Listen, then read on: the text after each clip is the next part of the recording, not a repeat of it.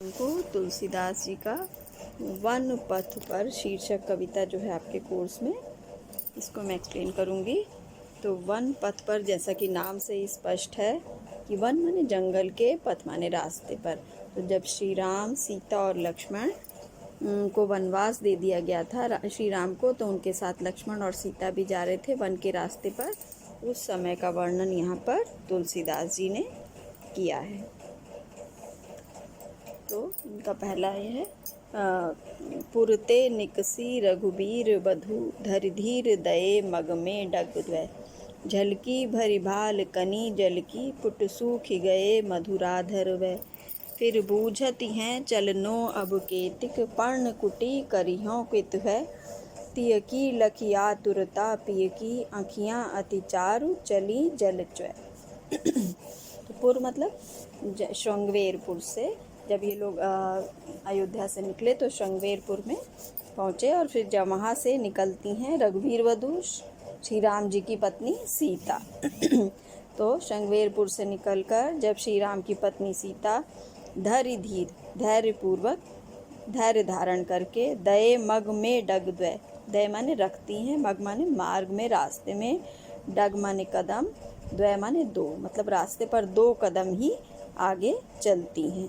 तो श्रृंगवेरपुर से निकलकर जब श्री राम की पत्नी सीता जो है धैर्यपूर्वक रास्ते पर 2 कदम ही आगे बढ़ती हैं, झलकी भरी भाल कनी जल की, झलकी माने झलकने लगती हैं, उनके भाल माने मस्तक पर, कण जल की कण मतलब पसीने की बूंदें, तो उनके मस्तक पर पसीने की बूंदें झलकने लगती हैं। पुट सूख गए मधुराधर वै, और पुट मतलब उनके जो दोनों होंठ हैं, दोनों सुंदर होंठ हैं, तो दोनों सुंदर और मधुर होंठ हैं वो सूख जाते हैं, थकान के कारण उनके होंठ सूख जाते हैं। फिर बूझती मतलब फिर उनसे श्री राम से पूछती हैं, चलनो अब केतिक, कि अभी कितनी दूर और अभी हमको जाना है।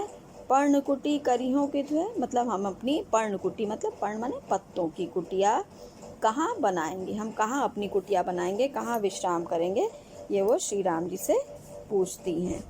तिय की लखी आतुरता, ती की मतलब उनकी, श्री राम जी की, लखी माने देखकर, आतुरता माने व्याकुलता को, तो श्री राम की इस व्याकुलता को देखकर, पिय की आँखियाँ, उनके प्रियतम श्री राम जी की सुंदर आँखें, अति चारु मतलब अत्यंत सुंदर आँखों में, चली जल च्वै मतलब उनमें जल बहने लगता है, अर्थात उनकी आँखों में आंसू आ जाते हैं। तो सीता जी की इस व्याकुलता को देखकर उनके प्रियतम श्री राम की सुंदर आँखों में आंसू आ जाते हैं। तो इस तरह से यहाँ पर तुलसीदास जी ने बताया कि सीता जी जो है वो थोड़ा दूर चल के ही थक जाती हैं, और इस प्रकार से श्री राम से जब कहती हैं तो उनकी इस व्याकुलता को देखकर श्री राम भी व्याकुल हो उठते हैं।